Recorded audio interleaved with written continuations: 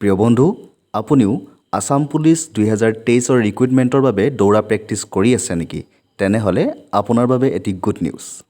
আজি অৰ্থাৎ 28 ছেপ্টেম্বৰ 2023 তাৰিখে অসমৰ মুখ্যমন্ত্ৰী হিমন্ত বিশ্ব শৰ্মাই আসাম পুলিচৰ ৰিক্ৰুইটমেণ্টৰ এডভাৰটাইজমেণ্ট মুকলিৰ ডেট প্ৰকাশ কৰিছে। তাতকৈও ভাল কথাটো এইটো যে এইবাৰ পোষ্ট বৃদ্ধি হৈছে। এই ভিডিঅ'টোৰ জৰিয়তে আমি আলোচনা কৰিম আসাম পুলিচৰ ৰিক্ৰুইটমেণ্টৰ এডভাৰটাইজ কেতিয়া মুকলি হ'ব আৰু ইয়াৰ পোষ্ট কিমানলৈ বৃদ্ধি হৈছে। তেন্তে ভিডিঅ'টো সম্পূৰ্ণকৈ চাব আৰু মোৰ চেনেলটো ছাবস্ক্ৰাইব কৰি দিয়ক।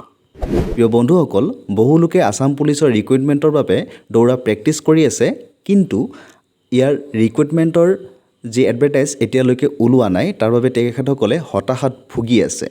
কিন্তু এতিয়াৰ পৰা আপোনালোকে হতাশাত ভুগিব নালাগে। আপোনালোকৰ প্ৰেক্টিছ আৰু জোৰদাৰ কৰক, কাৰণ আজি অসমৰ মুখ্যমন্ত্ৰী হিমন্ত বিশ্ব শৰ্মাই এক সাংবাদিকৰ প্ৰশ্নৰ উত্তৰত প্ৰকাশ কৰে যে অহা অক্টোবৰ মাহৰ 7 তাৰিখে আসাম পুলিচৰ AB আৰু UBৰ এডভাৰটাইজমেণ্ট প্ৰকাশ পাব। কিন্তু এতিয়ালৈকে এইটো কথা জানিব পৰা হোৱা নাই যে AB আৰু UBৰ কিমান পোষ্ট ওলাব।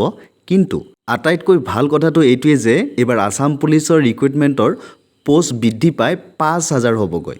সেয়েহে বন্ধুসকল, আপোনালোকে নিৰাশ নহ'ব।